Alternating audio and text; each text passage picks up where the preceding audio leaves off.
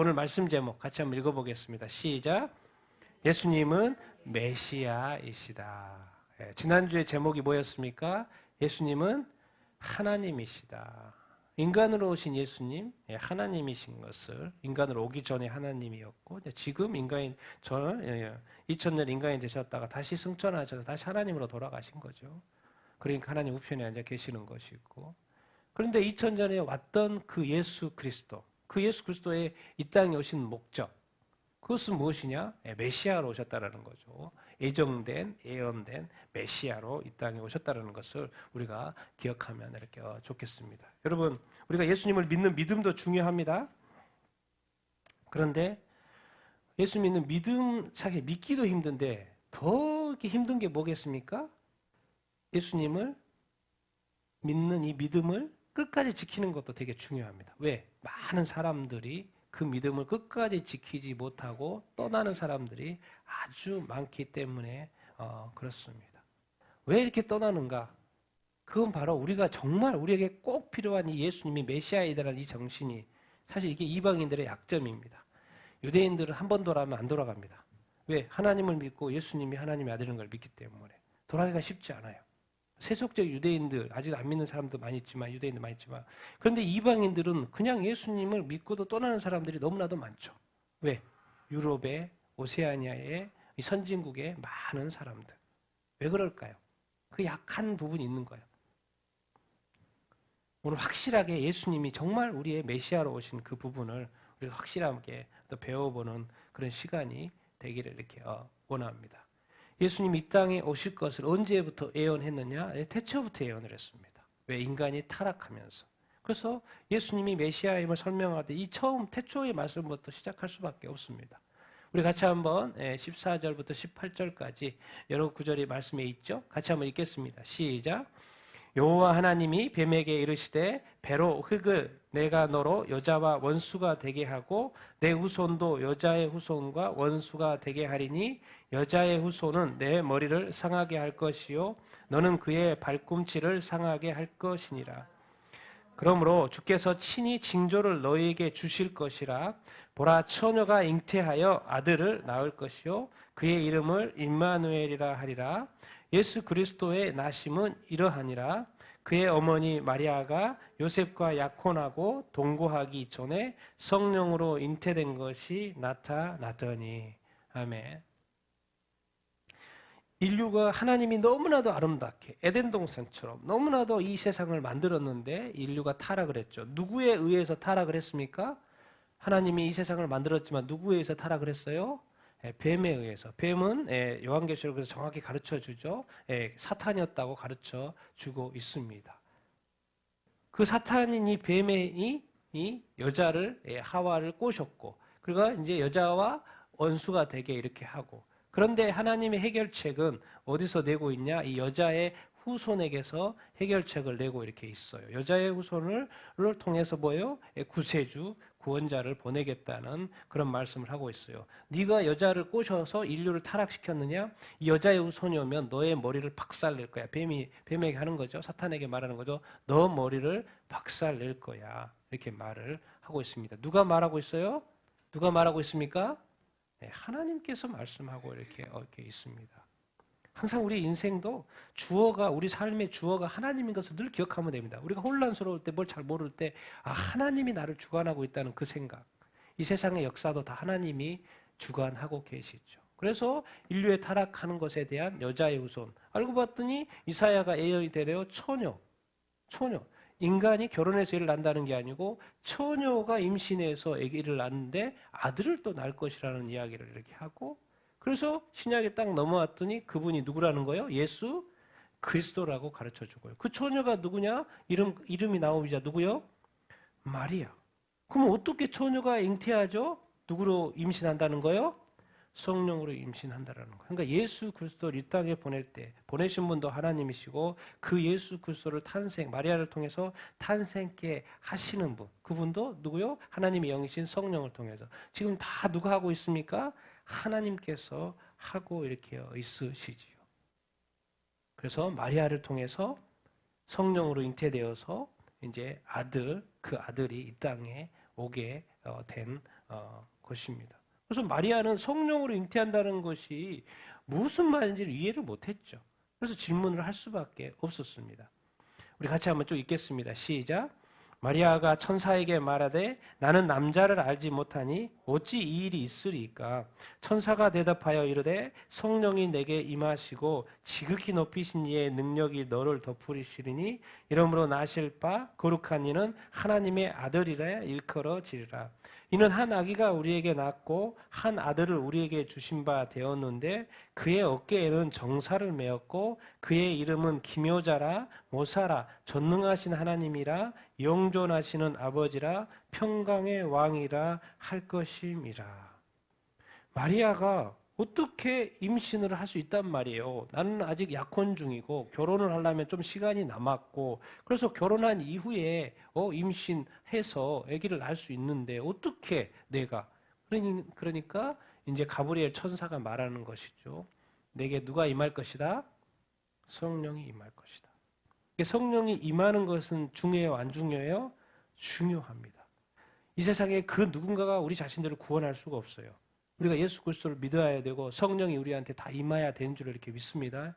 그러니까 이 하나님의 역사에도 성령이 간섭하고 계시고 내려오고 계셔요. 그렇게 하면 근데 그 아들이 너가 난 아들인데 누구 뭐라고 불린다는 거요? 하나님의 아들. 마리아가 자기가 아기를 낳는데 요셉하고의 관계없이 낳았어요. 성령으로 낳았다라는 거예요. 근데 그 아들이 하나님의 아들이라는 거예요. 이거 도대체 어떻게 받아들입니까? 인간으로서. 우리가 인간으로서.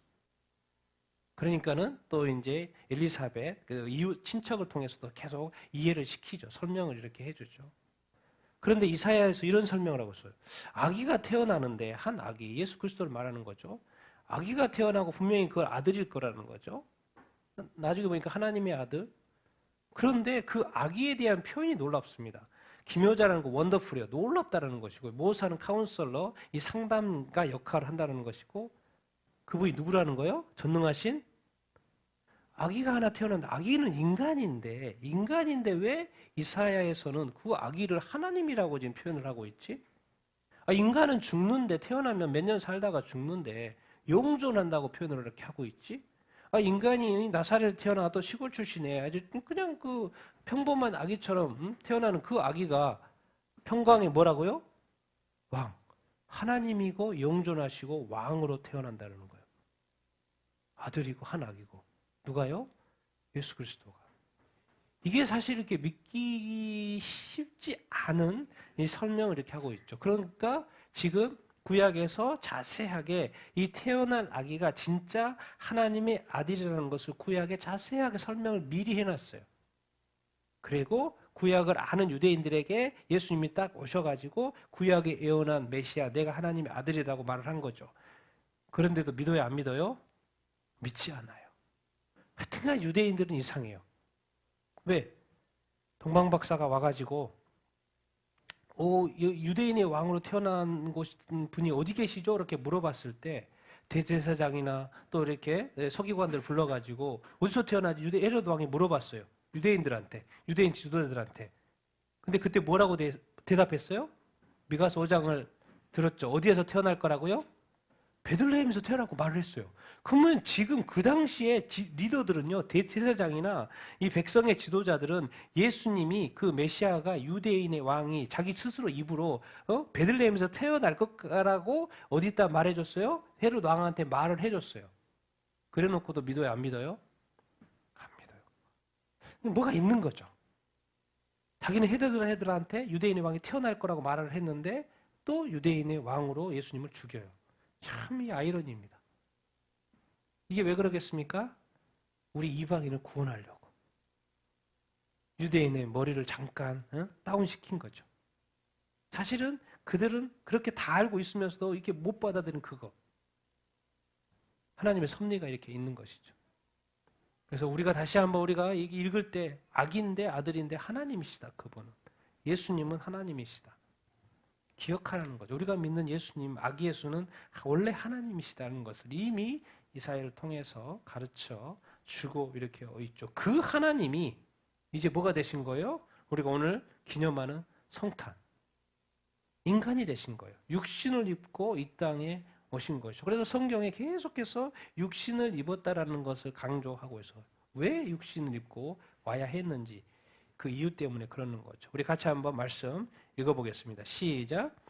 말씀이 육신이 되어 우리 가운데 거하심에 우리가 그의 영광을 보니 아버지의 독생자의 영광이요 은혜와 진리가 충만하더라. 곧 죄로 말미암아 자기 아들을 죄 있는 육신의 모양으로 보내어 육신의 죄를 정하사 자녀들은 혈과 육에 속하였음에 그도 또한 같은 모양으로 혈과 육을 함께 지니심은 죽음을 통하여 죽음의 세력을 잡은 자 곧 마귀를 멸하시며 미혹하는 자가 세상에 많이 나왔나니 이는 예수 그리스도께서 육체로 오심을 부인하는 자라.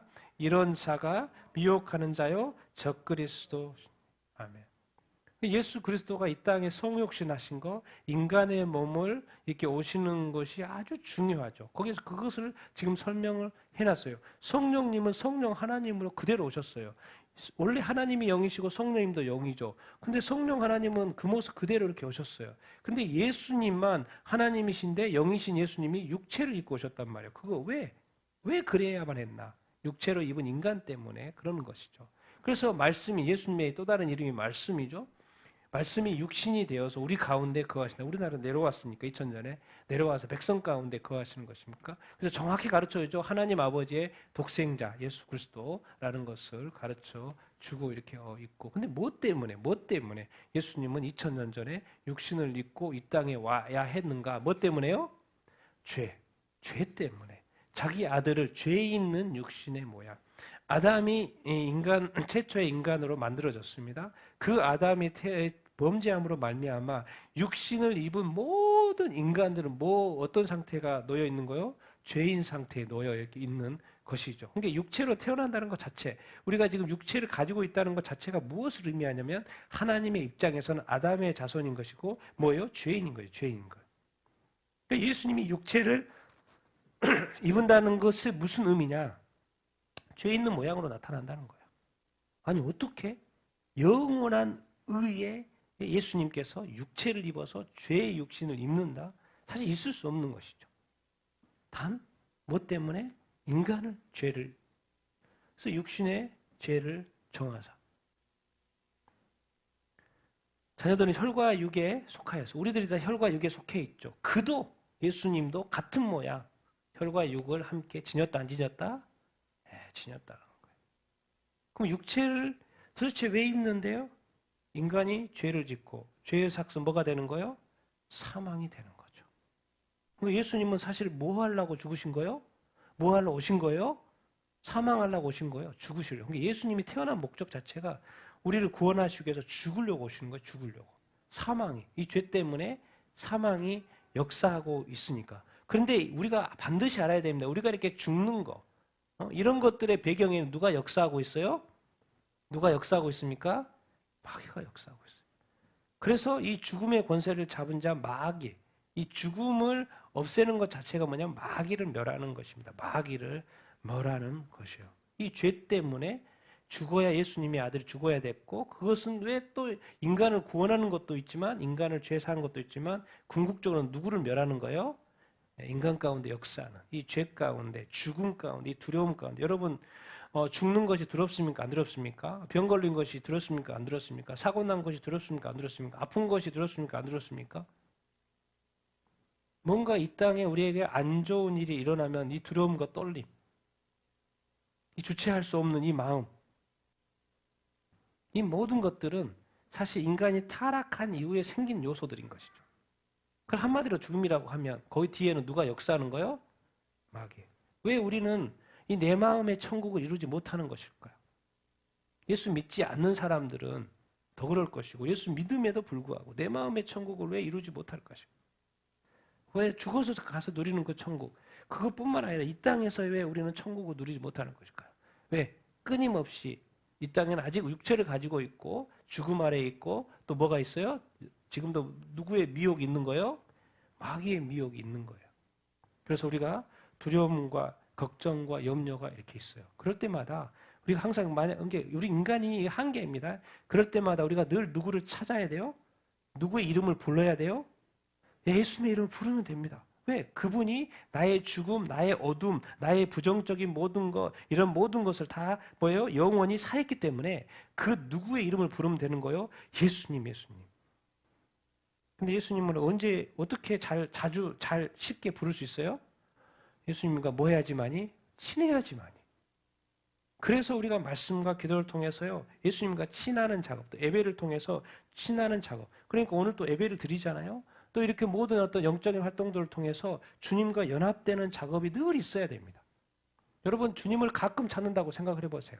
사람도 가끔 찾는 사람하고 맨날 보는 사람하고 차이가 있잖아요. 그러니까 우리가 주님의 이름을 쉽게 부를 수 있고, 이런 뭔가 걱정과 염려가 일었을 때 내가 나의 어떤 좌절 속으로, 어떤 절망 속 계속 빠져들어가는 게 아니라 얼른 누구를 먼저 찾으려고 하는 그 어떤 센스가 작동하는 거예요. 예수님 찾아요. 왜? 예수님이 나의 죄를 위해 다 죽였지, 나를 영원히 사했지. 그럼 이 어둠은 떠나갈지어다. 예수 그리스도 이름으로 명하니 어둠은 떠나갈지어다. 질병이 있는데 질병 플러스 마귀는 뭐까지 줘요? 질병에 대한 염려까지 줘요. 걱정, 근심까지 다 줘요. 그러니까 질병 하나만 오면 사람은 완전히 다운됩니다. 왜? 질병은 예수님이 고칠 수 있거든요. 그런데 사람이 질병은 쉽게 고칠 수 있다고 치더라도 이 마음의 병은 쉽게 고쳐지지가 않아요. 그러니까 일평생 그 마음에 이 다스리지 못해가지고 이 어둠 가운데, 이 절망 가운데 사는 사람이 얼마나 많습니까? 안 믿는 사람은 어쩔 수 없더라도 우리는 실제하신 그 하나님, 빛이신 하나님, 생명이신 하나님, 구원이신 하나님, 치료이신 우리 주님께, 왕이신 우리 주님이 늘 있잖아요. 그러니까 항상 우리는 마귀가 역사도 내버려 두는 것이 아니라 마귀를 멸하신, 마귀의 것을 멸하신 누구를 항상 찾아야 된다? 예수 그리스도, 예수 그리스도. 정말 예수 그리스도 1차적으로요. 왜 적그리스도냐? 육체로 오신 것을 뭐 하는 거예요? 부인하는 거. 이 땅의 2000년의 역사 동안 이거입니다. 정말 예수님이 하나님의 아들이냐? 진짜 인간이냐? 십자가에서 가연설, 가짜로 죽은 거지. 가짜로 죽은 거. 뭐 이런 게 약설이 있으면 그걸 또 믿는 사람이 있고. 예수님이 인간이냐? 예수님이 하나님이냐? 둘 다냐? 하나냐? 아니, 어떻게 인간이 하나님이 될 수 있어? 유대인이 못 믿었죠? 그리고 예수님이 진짜 이 시대에 많은 이단들이 뭐예요? 예수님이 하나님인 것을 믿지 않는 것이죠. 또 반대로 예수님이 하나님인 것을 또 인간인 것을 믿지 않는 이단들도 또 많이 이렇게 있죠. 그래서 성경은 이미 가르쳐주고 있어요. 예수 그리스도가 인간 되신 거 맞다라는 거예요. 근데 그 인간 되신 것을 부인하는 것은 뭐다는 거예요? 미혹이고 뭐다? 적그리스도다. 적그리스도다. 가르쳐주고 있어요. 자, 이것을 우리한테 적용해 봅시다. 우리가 예수님 믿는 사람이니까 말씀을 나한테 적용하는 걸로 봐서 우리가 이제 미혹을 받을 수 있습니다. 뭔가 부인하는 습관들이 자꾸 이렇게 있어요. 예수님을 우리가 믿는데 우리 이 예수님을 믿고 있으면서도 뭔가 자꾸 뭔가 부인하려고 하는 미혹을 너무 쉽게 받는 그런 어떤 우리가 어떤 신앙생활, 믿음 생활을 하고 있지 않는가? 정말 여러분은 확실한 어떤 확신이 있습니까? 정말 예수 믿는 확신이 있습니까? 뭔가 어둠이 올 때 왜 공격한 걸 그대로 다 받습니까? 쳐낼 줄 알아야 되고요. 대적할 줄도 알아야 되고 선포할 줄도 알아야 되고 왜 그 어둠을 내가 이렇게 당하고 합니까? 우리는 누구의 군대예요? 예수의 군대입니다. 예수의 군대. 그러니까 이런 어둠들이 이런 것들이 우리 안에 이렇게 작동을 하려고 할 때 뭐 하면 돼요? 우리는 뭐 하면 돼요? 선포하면 됩니다. 여러분 선포할 수 있게 되길 예수님으로 축원드립니다.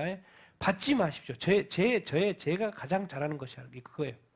지금 살아오면서 내가 예수 믿고 확실히 대학교 때 예수 믿고 나서 원래 성격도 어렸을 때는 성격이 완전 소심입니다. 완전 소심. 앞에 나가서 말도 못할 정도로 완전 소심. 그렇게 자라다가 학창 시절 보내고 대학교 때 예수님 진짜로 만나고 나서 물불 안 가리고 내가 먼저 했어요. 항상 솔선수범 이렇게 했어요.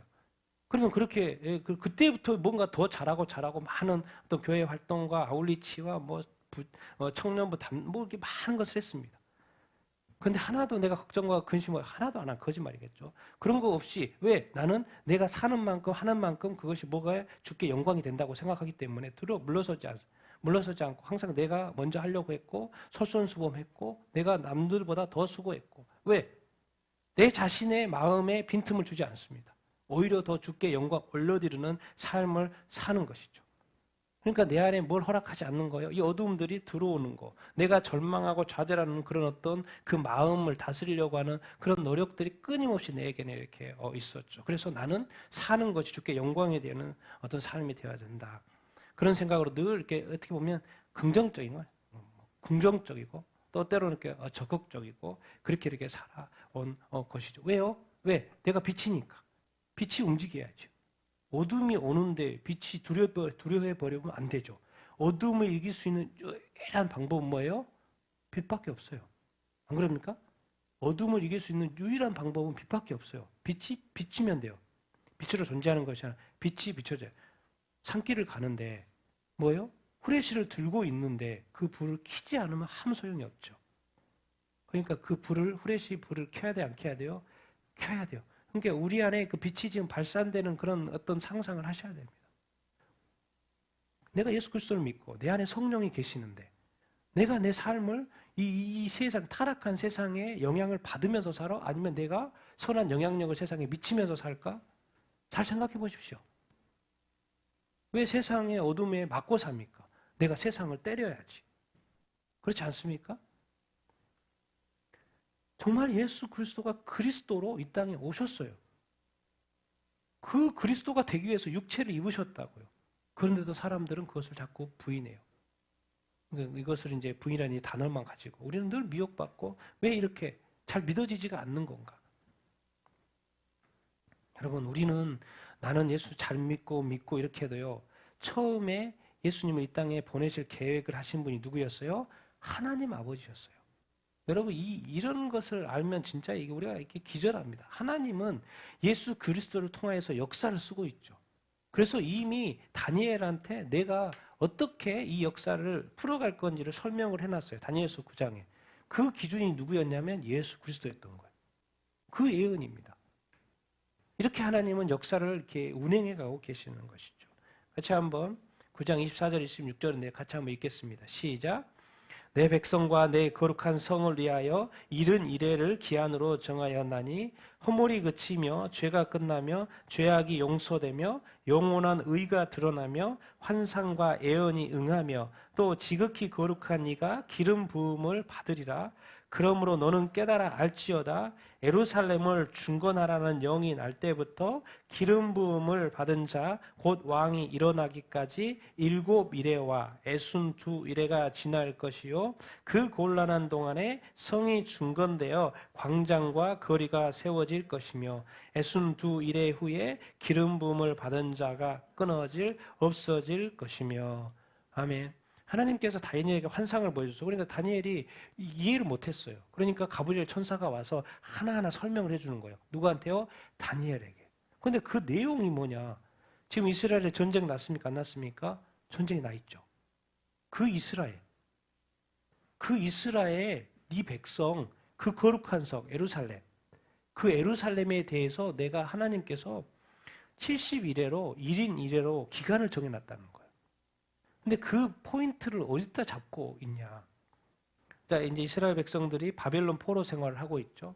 바벨론 포로 생활을 하고 있는 가운데 다니엘이 에레미야가 예언한 이야기를 알게 된 거예요. 그게 무슨 예언이었어요? 몇 년 뒤에 포로에서 풀려나서 돌아간다? 다시? 몇 년 후에? 70년 후에, 70년. 그렇구나. 에레미야가 예언했네? 바벨론 포로가 영원히 계속되는 게 아니구나. 죄값을 70년 치르는구나. 70년이 차면 돌아간다고 했는데 딱 70년이 되니까 뭐요? 고레스가 고 가라고 하잖아요. 그래서 돌아가게 되죠. 그 예루살렘, 이제 다시 예루살렘이 파괴가 됐죠. 바벨론에 의해서 다시 시작이 됩니다. 재건하게 됩니다. 예루살렘을 다시 중건하라는 명령이 떨어질 때부터 이제 다시 역사가 시작해. 이스라엘 이제는 망해가지고 다 없어졌잖아요. 성전도 없어지고 성도 무너지고. 그래서 이스라엘 그 역사가 다시 시작합니다. 다시 시작해요. 이때부터 다시 시작하는데 이때부터 예루살렘이 다시 새롭게 세워지고 성전도 다시 세워지죠. 정말 놀랍습니다. 그리고 그때부터 언제까지? 기름 부음을 받은 자, 그분은 왕. 여기 누구겠습니까? 예수 그리스도. 그때까지 7일에, 7은 7이고 1에는 일주일인데 보통 7, 7은 49, 49년 이렇게 계산합니다. 예언을 푸는 사람은. 62일에, 62일에. 그럼 이게 뭡니까? 69일에가 딱 지나는 타임에 누가 온다는 거예요? 기름 부음 받은 자가 예수 그리스도. 그러니까 2000년 전에 예수님이 오신 것은 지금 예루살렘을 다시 재건됐잖아요. 성전이 다시 재건되잖아요. 그 시점을 기준으로 해서 예수님이 딱 69일에가 딱 지나니까 예수님이 딱 오셔요. 그럼 예수님이 오셨는데 딱 이제 62일에 마지막 끝 69일에 62일에 후에 기름 부음 받은 자 예수 그리스도가 어떻게 된다고요? 끊어줘요. 끊어준단 말이 뭐겠습니까? 십자가에서 못 박혀 죽는다는 이야기죠. 그러면 지금 69일에니까 예수님 2000년 전에 죽었어요. 뭐가 남은 거예요? 70일이라 그랬으니까 한 일회가 남은 거죠. 한 일회는 뭐예요? 일주인데 보통 연으로 계산합니다. 7년. 그 한 일회가 뭡니까? 요한계시록을 보니까 7년 대환란. 그겁니다. 그때 그 7년 대환란과 관련해서 이스라엘이 또 연관이 되어 이렇게 있는 거예요. 그러니까 7년 한 일회가 남았어요. 근데 한 일회는 한참 뒤에 시작을 하죠. 그렇죠? 그런 것처럼 이스라엘이 다시 AD 70년에 망해버렸어요. 다시 또 없어졌어요. 그러니까 역사가 다시 또 시작이 돼야 돼. 그래서 2000년 동안 디아스포라가 된 거예요. 바벨론은 70년이었는데 거의 1900년 동안 이스라엘 나라와 성전이 없어졌어요.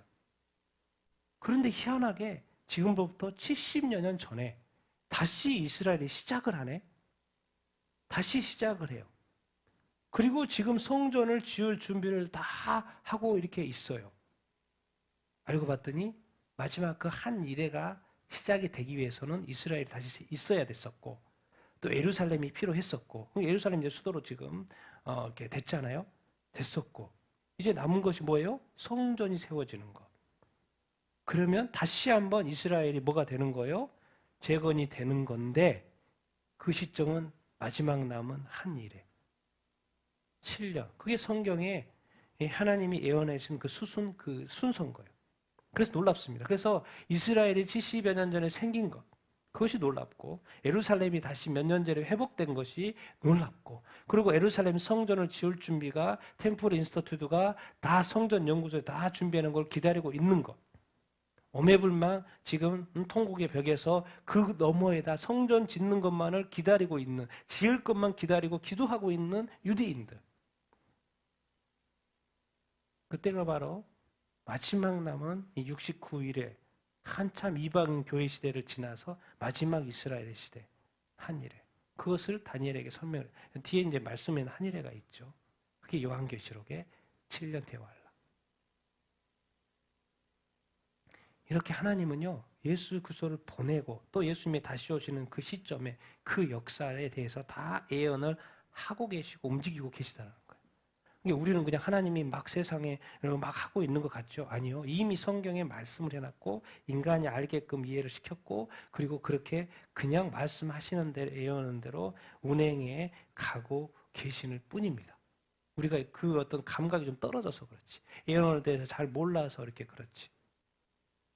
그러니까 우리가 더 하나님께 관심이 있고 정말 예수 그리스도께 관심이 있고 예수님이 2000년에 오신 것은 다 하나님의 69일에 의해 정확하게 오신 거고 또 정확하게 죽으신 거예요. 하나님은 이렇게 이 세상의 역사를 얼마나 빡빡하게 정확하게 세밀하게 디테일하게 운행하고 있는지 모릅니다. 여러분 이렇게 보면 하나님이 이 땅에 우리 자신들을 이 땅에 보냈어요. 그럼 우리 삶에 대해서 하나님이 얼마나 디테일하게 간섭하시는지 얼마나 철저하게 계획하시는지 얼마나 우리 자신을 인도하는지 정말 우리가 믿어야 합니다. 이 정도로 세상의 역사를 이렇게 크게 돌리는데도 이렇게 구체적으로 말씀하시는 것처럼 우리가 믿어야 될 건 하나님이 정말 우리 각각의 개인의 삶에도 함께 하신 줄 이렇게 믿습니다. 그리고 이렇게 인도하실 줄 이렇게 믿습니다. 그러니까 뭐예요? 우리가 할 일은 뭡니까? 하나님은 나를 그렇게 하고 싶어 해요. 근데 문제는 우리의 마음이 누구한테 부족하다는 거예요? 하나님을 향한 마음이 부족하다는 거예요. 왜? 우리는 인간이 지정의에서 살기 때문에. 그걸 바로 혼적으로 산다는 거예요.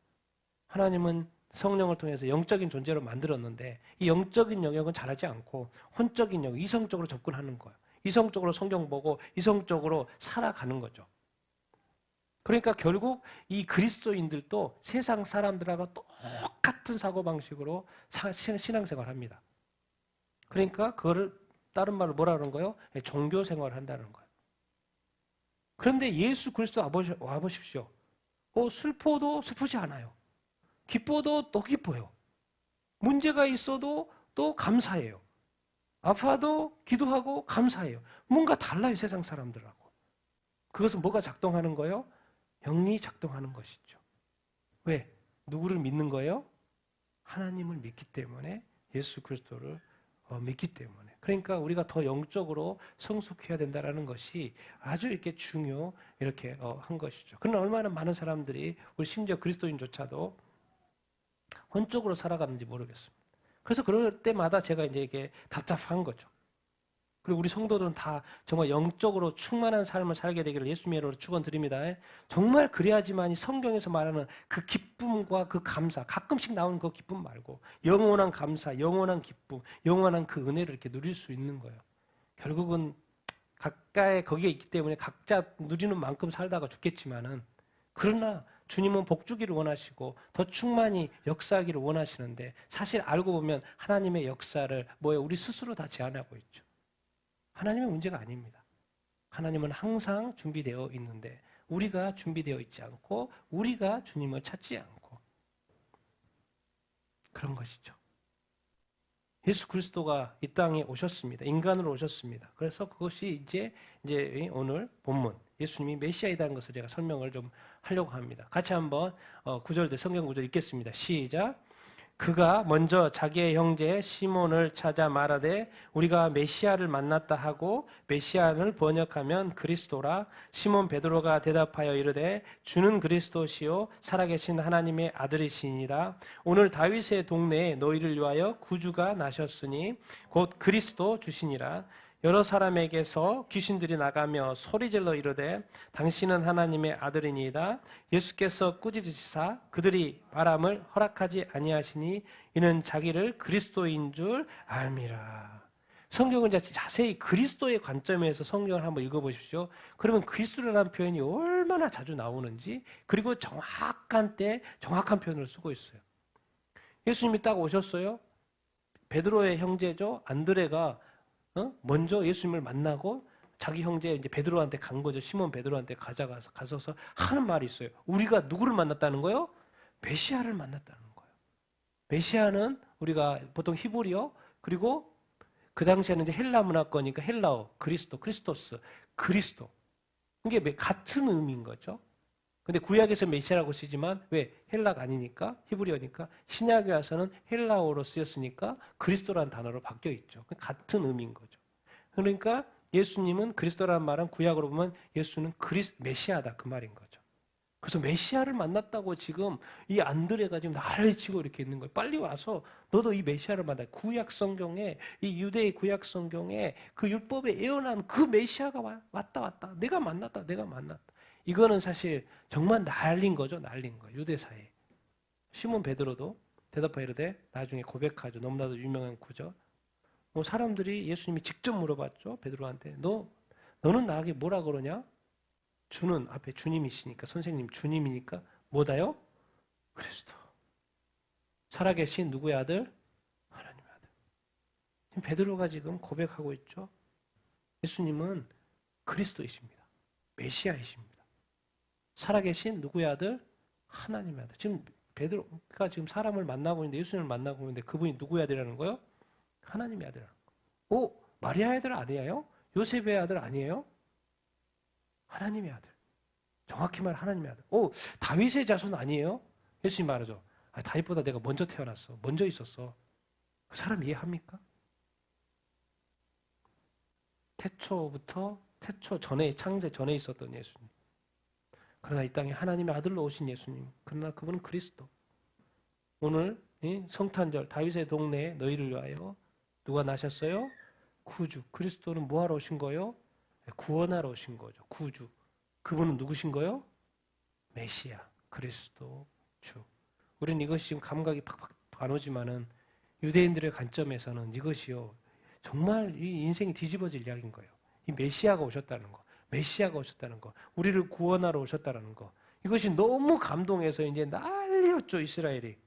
그래서 예수님도 호산나 다윗의 아들이요. 그래서 예루살렘이 딱 입성하고 이제 무슨 예수님의 나라가 딱 메시아의 나라가 시작될 줄 알았죠. 근데 하나도 안 바뀌니까 정치적인 메시아가 아닌 구원의 메시아로 오셨는데 그걸 오해했던 것이죠. 근데 메시아는 맞죠. 근데 이 로마에서 안 구해주니까 실망한 거죠. 왜? 내 삶이 하나도 안 바뀌거든요. 로마에 세금 내는 거 힘들고 사는 거 힘들고 질병 걸려서 힘들고 뭐 이렇게 하는데 뭔가 좀 이제 나라가 로마도 쫓아내고 뭔가 다 해방시고 문제도 다 해결되고 그러면 좋은 나라 되고 행복한 삶을 살고 있는데 예수님이 전혀 관심이 없네 그런 거예요. 예수님이 만난 사람만 가능한 사람만 고쳐주지 안 온 사람은 또 안 고쳐주고 예수님을 만나는 사람은 누구나 고쳐주지만 오지 않은 사람은 거기 없으니까 당연히 고침 못 받죠. 그러니까 우리가 예수님께 가야 되는 거예요. 그분이 메시아. 그러니까 어느 순간 유대인들도 그리스도로 메시아가 왔다는 것을 믿었는데 자기의 욕구가 충족이 안 되니까 자기의 질병이 낫지 않으니까 자기의 기도가 응답되지 않으니까 다 돌아가는 거죠. 믿음이 식는 거죠. 더 놀라운 거. 귀신들은 당연히 예수 그리스도가 누군 줄 아는 거예요? 하나님의 아들인 거 알죠.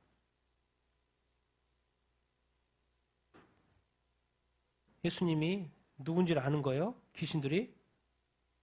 그리스도로 온 것을 아는 거예요. 성경에 가르쳐줬어요. 귀신들이 안다는 거예요. 예수 그리스도 하나님의 아들이고 또요? 예수 그리스도가 누군 줄 아는 거예요? 뭐로 오신 걸 아는 거예요? 그리스도로. 메시아로 성경의 구약의 그 오래전부터 태초부터 예언했고 수많은 예언서들이 예언을 했던 그 메시아 예수 그리스도가 2000년 태어나 육체로 오신 그분이 그리스도라는 것을 알아요 몰라요? 아는 거예요. 누가요? 귀신들이. 왜? 영적인 존재, 타락한 천사들 당연히 하나님 나라에 있었고 거기서 쫓겨난 그 존재들, 그 귀신들, 타락한 범죄한 천사들 아는 거죠. 예수 그리스도가 그리스도로 오신 것을 2000년에 태어나신 것을 정확히 알죠. 그러니까 누구한테 역사해요? 예, 그 당시 종교 지도자들한테 사회 지도자들한테 역사하는 거죠. 예수를 죽여야 된다. 예수를 죽여야 된다. 예수를 죽여야 된다. 여러분 정말 이 땅에 우리가 인간만 반응해도 좋을 거를 이 마귀도 그것을 알고 있고 그걸 감추려고 하고 그것이 아니라고 부인케 하려고 역사한다는 거예요. 왜? 예수님이 구원자가 왔다라는 것은 예수님이 딱 오셔서 말한 거잖아요. 마지막 때 막 이야기하잖아요. 예수님도 마태복음 24장 25절에 뭘 설명해요? 자기 인생 살고 구원하고 가시면 되는데 이상하게 마지막 때를 예언해요. 자기가 24장 25절에. 그래서 성경은 자꾸 처음부터 무슨 관점에서 쓰냐면 정말로적인 관점에서 써요. 다 성경 그 서신서들이. 왜 그래요? 예수 그리스도가 온 것은 뭐예요? 종말이 시작된 거나 마찬가지요. 근데 그 타격을 가장 세게 받을 사람이 누구냐면 누군 거예요? 누구예요? 네. 그래서 귀신들이 급해진 거죠. 그러니까 별 난리를 이 세상 가운데 치는 거예요. 왜? 예수님이 왔다는 것 자체가 이제 자기의 때가 마지막 때가 가까웠다는 것을 아는 거죠. 인간 세상도 그렇지만 자기 자신 가장 이 세상에서 너무나도 좋게 사는데 내가 영원한 유황 불못에 들어갈 그 시간이 가까워졌다는 것을 아는 거죠. 근데 중요한 거는 이 영적인 존재는 예수님이 그리스도로 오셨다는 것을 정확히 아는 거죠. 그럼 예수님 자신은 몰랐을까요? 당연히 알았겠죠. 같이 읽겠습니다. 시작. 예수께서 이르시되 미련하고 선진한 선자들의 말한 모든 것을 마음에 더듬 믿는 자들이여 그리스도가 이런 고난을 받고 자기의 영광에 들어가야 할 것이 아니냐 하시고 사울은 힘을 얻어 예수를 그리스도라 승언하여 다메섹에 사는 유대인들을 당혹하게 하니라. 뜻을 풀어 그리스도가 배를 받고 해군자 가운데서 다시 살아나야 할 것을 승언하고 이르되 내가 너에게 전하는 이 예수가 곧 그리스도라 하니. 예수님도 자기 자신이 그리스도라는 걸 알았죠. 다른 사람, 귀신도 그리스도라는 걸 알아요. 사람들도 이제 메시아로 믿어요. 그러니까 막 환영하고 난리 났어요. 근데 예수님은 또 입장이 또 틀려. 자기가 그리스도로 온 걸 당연히 알겠죠. 그런데 예수님이 자꾸 그리스도로 끝나야 되는데, 메시아로 끝나야 되는데 꼭 말을 추가하셔요. 이 메시아가, 그리스도가 뭘 받아야 된다고요? 고난을 받아야 된다는 거예요. 물리쳐야 될 사람이 해를 받고 있고 고난 받고 있으면 안 되죠. 그런데 예수님 자신은 말해요. 나는 고난받을 거야. 여러분, 우리가 예수 믿고 나서 그리스도인이 돼가지고 이렇게 말하는 사람 있어요. 내 일은 이제 잘 될 거야. 나는 예수님이 축복하시니까 이제 나는 주님이 보호하심 가운데 이제 행복한 대로가 열릴 거야 라고 생각하는 사람이 얼마나 많습니까? 근데 예수님은 그리스도로 오셔가지고 나는 고난받을 거야. 내 삶은 힘들 거야. 나는 십자가의 길을 갈 거야. 자기 부인의 삶을 살 거야. 그러고 있어요. 그러니까 마음에 안 들죠. 그러니까 신앙생활하면서 내가 그리스도를 사는 것이 힘들고 지칠 때 마음에 안 들죠. 주님이 왜 나한테 응답하시지 않지? 왜 나를 축복하지 않지? 왜 다른 사람 하는 것 같은데 나는 하지 않지? 내가 왜 이 고난 가운데 계속 살아야 되지? 근데 알고 봤더니 주님이 자신은 그러셨다는 거예요. 왜 그래요? 우리 인간의 한계는 한치 앞을 못 보니까 그러죠. 예수님은 이 고난인 잠시 고난인 거고 그 뒤에 뭐가 있다는 거요? 영광이 있다는 거예요. 사도 바울도 예수님 믿고 예수님을 누구라고 증언했어요? 메시아라고 증언해요. 왜? 이것을 믿지 않아가지고 예수님이 하나님의 아들 메시아 그리스도라는 걸 믿지 않아가지고 잡아 죽이고 막 스데반 집사님 죽이는 데 있었고 막 난리치고 있잖아요. 그러다가 다메섹 가다가 예수님을 만난 거 아니에요. 그리고 만나보니까 예수 그리스도가 그 메시아 그리스도라는 것을 알게 됐고 증언하기 시작하는 거니까 오히려 유대인들이 지금 당혹했다는 거죠. 그래서 사도 바울이 증언하는 건 뭐예요? 이 메시아가 뭐를 받고? 해를 받는다는 거예요. 사도 바울도 뭘 알고? 죽은 자 가운데서 다시 뭐 하는 거예요? 살아나야 돼요. 여러분, 고난이요. 그리스도에는 고난이 있습니다. 예수님은 고난을 받았어요. 예수님은 공생애를 몇 년 동안 하셨어요? 3년 하셨죠. 그리고 죽으셨어요. 그리고 고난 뒤에 죽으신 다음에 어떻게 하셨어요? 죽은 자 가운데서 다시 뭐 했어요? 부활하셨어요. 자, 인생 예수님이 그리스도인으로서 메시아로서 사는 기간은 3년밖에 안 됩니다. 우리가 이 땅에서요 예수 그리스도를 믿는 그리스도인의 삶 그렇게 길지 않습니다.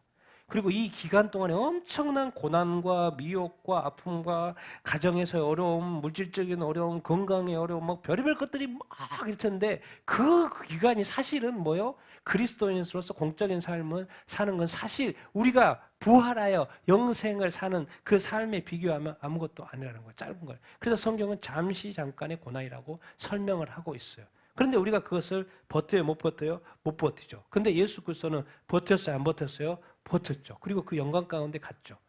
심지어 첫 번째, 이 고난이 심하면 질병조차, 질병이고 뭐가 어려움이 딱 오면 뭐예요? 하나님이 안 도와준다는 느낌 들면 어떻게 됩니까? 배도합니다. 교회 떠나버려요. 예수님 안 믿어버려요. 타종교로 가버리든지 무신론자가 돼버린 내가 예수님 믿었더니 살아계신 것 같지 않다. 뭘 지금 그 주님의 관점에서 뭡니까? 야, 한 발자국만 더 오면 영원한 영광에 너 들어가는데 그 한 발자국을 사람들이 못 기다리고 못 참고 못 인내하는 거예요. 그리고 예수님이 이 땅에 살아가면서 맨날 도망다니는 삶을 살았잖아요. 죽이려고 그러니까. 그러니까 도망다니게 살다가 그것도 힘들었잖아요. 근데 결정적인 타임이 늘 있어요. 그게 뭐였어요? 십자가의 고난이었어요. 우리 인생을 살아가면서 늘 결정적인 타임이 옵니다. 정말 힘들 때가 오고요. 정말 이해가 불가할 때가 오고요. 정말 이게 믿음으로써 신앙이 이렇게까지도 살아가야 되나라는 그런 타임이 옵니다. 정말 힘든 타임에. 그런데 예수 그리스도는 묵묵하게 그 길을 갔습니까? 안 갔습니까? 갔어요. 무엇을 알기 때문에? 누구를 믿었기 때문에? 하나님 아버지를 믿었기 때문에. 내가 죽어도 하나님께서 나를 부활시킬 거라는 걸 알기 때문에. 우리는 이 개념이 약한 거죠. 죽으면 모든 것이 끝난다고 아직도 많은 그리스도인들이 생각하고 있어요.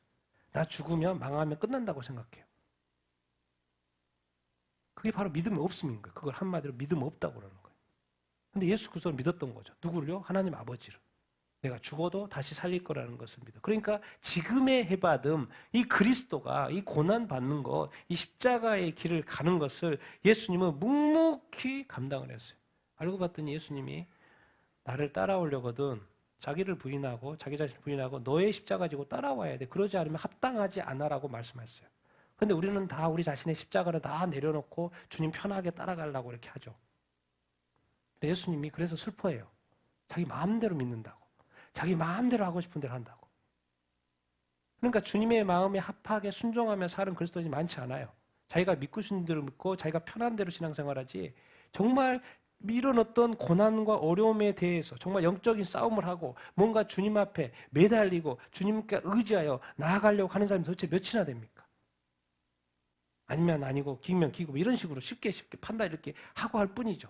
그러나 예수 그리스도는 그 결정적인 그 십자가의 고난 앞에서도 그 고난을 인내하고 또 겟세마네에서 기도하고 십자가에 피 흘리시면서 용서하고 그리고 또 한 영혼 구하고 너도 오늘 나의 낙원에 있을 거야라고 또 그 한 영혼, 고통받는 그 영혼, 자기 고통도 고통인데 옆에 고통받는 그 영혼을 보고 그 구원하려고 하는 그 예수 그리스도의 그 마음. 그리스도가 그렇게 살았다면 그리스도인, 우리 그리스도인, 크리스찬이라고 하잖아요. 크리스찬들도 그렇게 살아야죠. 근데 우리는 너무 점프를 고난 빼고 바로 영광으로만 누리고 이렇게 됐죠. 여러분, 죽을 때까지 영광을 주님이 허락하지 않을 수도 있다니까요. 왜요? 우리 자신들이 준비가 되어져 있지 않기 때문에. 왜냐하면 죽어도 우리 자신들의 영광을 쓰지 하나님의 나라와 영광을 쓰지 않기 때문에. 이미 자기 자신의 모든 것을 드렸는데도 불구하고 자기 욕심을 채우기 위해서 그리스도를 이용하고 신앙생활을 한다? 주님은 용납 못하죠. 예수님을 내어준 것까지는 협상이 됐지만요. 이제 그 이후에 구원은 공짜지만 그 이후의 삶의 어떤 축복에 대해서는 철저하게 순종을 요구하고 있습니다. 그런데 우리는 그것도 믿음으로 취하려고 그래요. 죽을 때까지 취해보십시오. 믿음으로 취하는 게 아니에요. 축복은 뭐를 들어요? 순종함으로. 말씀대로 지켜 행함으로. 그러니까 우리가 믿음으로 주십시오, 주십시오, 주십시오. 절대 주지 않습니다. 그건 믿음으로 취하는 게 아니고 순종으로 취하는 것이죠. 예수님께서, 하나님께서 우리에게 예수 그리스도를 보내셔서 그 예수 그리스도는 해를 받아가지고 고난을 받아가지고 십자가 고난을 통해서 우리를 구원했어요. 그건 뭐예요? 우리로 하여금 그 부활의 영광에 참여하고 영생의 그 영광에 참여하도록 하기 위해서 그런 거죠. 그러니까 이미 우리는 그리스도인이 됐다는 것은 그 부활과 이 영생과 이 천국이 예약이 된 사람들이에요. 그런데도 우리는 양다리 걸치고 싶어 하는 거죠. 예수님처럼 살고 싶지 않은 거죠. 이 땅에서도 영광, 그리고 저 땅에서도 영광. 그래서 힘든 겁니다. 그리스도인들이. 하나를 놓으면 일이 쉬워지는데 두 개를 다 취하려고 하니까 힘들게 살아가는 거예요. 그리스도께서 이 땅에서 고난과 영광으로 이어지는 그 삶을 살았던 것처럼 우리 그리스도인도 고난과 영광으로 이어지는 삶을 살아야 되는데 우리는 지금 하나를 자꾸 빼고 여기에 대해서 너무나도 많은 에너지 낭비를 하는 거죠. 이 고난에 대해서, 어려움에 대해서, 질병에 대해서 너무 많은 에너지를 쏟는 거예요. 그러니까 영광을 다 잊어버리는 거죠. 예수님 다 잊어버리고 하나님 다 잊어버리고. 신앙이 약한 거고 믿음이 약한 거고 그런 거죠. 마지막 말씀 같이 한번 읽겠습니다. 시작. 곧 하나님께서 그리스도 안에 계시사 세상을 자기와 화목하게 하시며 그들의 죄를 그들에게 돌리지 아니하시고 화목하게 하는 말씀을 우리에게 부탁하셨느니라. 우리는 그리스도 안에서 그의 은혜의 풍성함을 따라 그의 피로 말미암아 속량 곧 죄 사함을 받았느니라. 하나님은 정말 이렇게 좋으신 분이셔요. 예수 그리스도 이 땅에 보내셔가지고 지금 세상과 원수지간에 있는 거잖아요. 왜? 악한 마귀를 따라가 버렸으니까. 하나님을 따라가야 되는데 갑자기 주인이 바뀌어 버렸어요. 마귀를 따라가네? 그러면 또 마귀가 따라와 그러면 자기가 또 안 따라올 거 다 알죠. 세상 사람들이. 그러니까 뭘 세워요? 아바타를 세우는 거죠. 아바타를 세워요. 그 우상이기도 하고 좋은 사람이기도 하고 멋진 어떤 또 다른 구세주, 또 다른 예수, 또 다른 어떤 예언자 막 선지자 세워요. 오, 그러니까 오 하면서 또 가요. 기적을 일으키고 막 기적도 일으키니까 오 따라가요. 그런데도 하나님은 예수 그리스도를 보내셔가지고 세상과 자꾸 화목하려고 해요. 그들의 죄 가운데서 정말 하나님은 실망하면서도 이렇게 힘들어하면서도 그들의 죄를 그들에게 돌리려고 하지 않아요. 그렇게 하고 싶은데 그렇게 해야 되는 거. 자기가 지은 죄에 대해서 마땅한 벌을 받는 것이 합당한데 하나님은 그렇게 하지 않아요. 그들의 죄를, 우리의 죄를 그들에게 돌리지 않아요. 자꾸 뭘 꿈꿔요? 화목을 꿈꾸셔. 근데 반드시 누구 안에서? 그리스도 안에서. 그러니까 우리를 기다리지 못해요. 우리가 안 되는 거예요. 그러니까 하나님께서 예수님을 보내가지고 예수님을 십자가에 못 박혀 피 흘리게 하심으로 말미암아 무엇을 이루셔요? 속량 곧 죄사함을 이루셔요. 하나님이 먼저 하시는 거예요. 이게 바로 사랑입니다. 먼저 하는 게 사랑이에요. 먼저 말을 걸어주고, 먼저 품어주고, 먼저 칭찬해주고, 먼저 위로해주고, 먼저 기다리는 사람은 이미 루저입니다. 지는 사람이에요. 기다리는 사람은 먼저 해야 합니다. 먼저 하는 것이 이 세상에 얼마나 힘든지 모릅니다. 먼저 하는 것이 손해인 것 같고 뭐 특별한 것 같다고 생각하는데 예수님은 항상 먼저 하셨죠. 하나님도 먼저 예수 그리스도를 통해서 우리가 죄인 되었을 때, 우리가 우리 길을 가고 있을 때, 하나님도 믿지 않고 찾지 않고 예배하지 않을 때 그 아들 예수 그리스도를 보내셔서 십자가에 못 박아가지고 속량 죄사함을 다 이루셨어요. 뭐 하시려고요? 구원하시려고. 하나님의 구원의 이 마음을 압니까? 우리가 같이 읽겠습니다. 시작. 하나님은 모든 사람이 구원을 받으며 진리를 아는 데에 이르기를 원하시느니라. 하나님은 한 분이시요 또 하나님과 사람 사이에 중보자도 한 분이시니 곧 사람이신 그리스도 예수. 왜 도대체 그리스도를 이 땅에 보내셔서 메시아로 보내셔서 예언하셨죠. 그리고 메시아로 오신 거죠. 그 예언된 메시아가 왜 오셨나? 모든 사람, 자기 자신의 아들을 희생해가지고 나 자신을 희생해가지고 다른 사람이 잘 된다. 그거 이해하십니까, 여러분? 나 자신이 희생이 돼가지고 내 것이 희생이 돼가지고 다른 사람이 잘 된다. 배 아픈 일이죠. 그런데 하나님은 자기의 모든 것인 독생자 아들을 희생시켜가지고 다른 모든 사람들이 타락한 죄인들이에요, 죄인들. 우리는 죄인들 보면 죄인이라고 그러잖아요. 근데 예수님은 그 죄인을 위해서 자기의 아들을 희생시킨다? 왜요? 그 죄인이 뭐 하도록? 구원받도록. 쉽게 말하면 우리 확 이해하게끔 하면 뭐요? 지옥 가지 않도록. 지옥에 가서 영원히 고통받지 않도록 하기 위해서. 하나님은 진짜 한 분입니다. 그 하나님이 이 큰 일들을 하신 거예요. 그리고 하나님과 사람 사이 하늘과 땅의 그 중보자 딱 하나 세워놨는데 누구예요? 그분은 사람이 대신 성육신 하신 누구요? 예수. 그분을 누구로 보내신 거예요? 그리스도, 메시아. 그래서 인간에게 요구합니다. 예수께서 누구이신 것을? 그리스도, 메시아이신 것을, 우리의 구원자이신 것을. 정말 하나님이 구하게 예언하시고 이 땅에 보내신 메시아, 우리를 구원하여 우리의 속량과 제사함을 위하여 이 땅에 오신 그리스도, 메시아, 나의 구원자. 그리스도라는 뜻은 기름 부음 받은 자입니다. 기름 부은 자 뭐예요? 하나님이 보내셨단 말이에요. 하나님이 기름 부으셔 받다. 그럼 메시아. 우리에게 요구되는 건 뭐예요? 믿는 거. 우리가 예수님을 믿는 것이 얼마나 놀라운 거냐면 예수님을 믿는 자는 어떤 사람이라는 거예요? 하나님께로 나타나는 거예요. 나는 엄마 아빠가 이렇게 있는데 어느 순간 예수님을 믿으면 하나님으로 나타나는 거예요. 또 다른 식으로 표현하면 성령으로 난 사람인 거예요. 하나님으로 낳고 성령으로 낳네 예수님을 믿는데 그 구원인 거죠. 그게 믿음인 거예요. 뭘 믿어요? 믿는 것은 하나님으로 낳고 성령으로 낳는데 믿는 것은 예수 그리스도가 누구이신 거? 나의 메시아인 것이요. 나의 그리스도이신 것을 믿으면 뭐예요? 무엇을 받는다? 구원을 받는다. 이게 하나님의 하신 일이에요.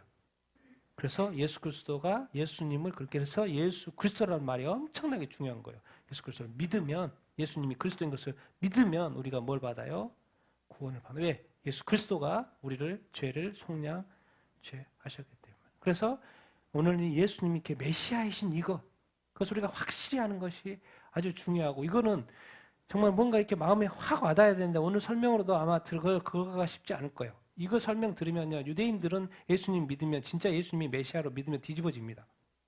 그리고 지금 메시아 직주가 그렇게 막 지금 늘어나고 있는 이유는 진짜로 예수님이 우리 민족이 죽였던 예수님이 2000년에 죽였던 예수님이 진짜 메시아였다는 것을 믿기 시작한 거예요. 그러니까 막 그 수가 막 확 늘어나고 있는 거예요. 진짜. 그들은 돌이키지 않습니다.